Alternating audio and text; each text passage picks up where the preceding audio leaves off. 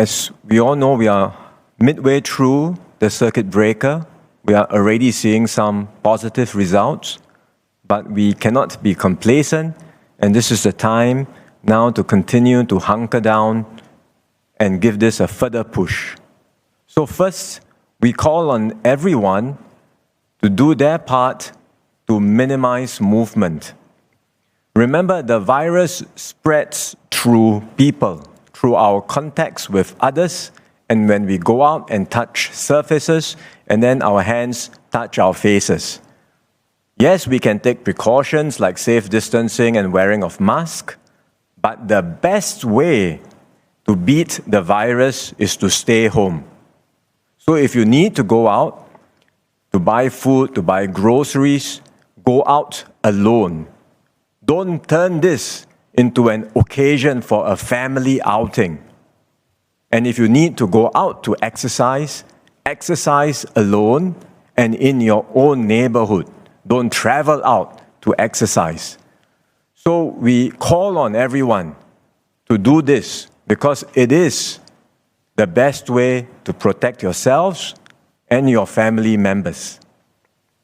Second, we will continue with our efforts to control people movement in popular areas like wet markets and supermarkets. In these areas, we will impose entry restrictions. For example, in certain wet markets, we will only permit entry on alternate days. And we will do this with a system based on your NRIC or your FIN number. Depending on the last digit of that NRIC or FIN number, you will only be permitted entry on odd or even days. So that's one example of a localized entry restriction that we will start with wet markets, and we will do this also in other popular areas like supermarkets in order to thin out the crowds and reduce transmission risk in these areas. Third, we will close more workplaces and also tighten the list of essential services that are permitted.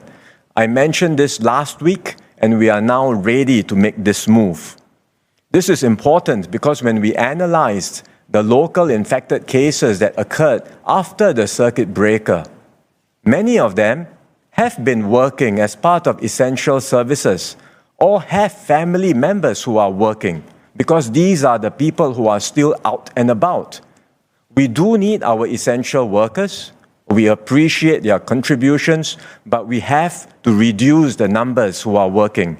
And that's why we'll make a move to cut back the workforce who still have to commute daily from the current 20% to 15%.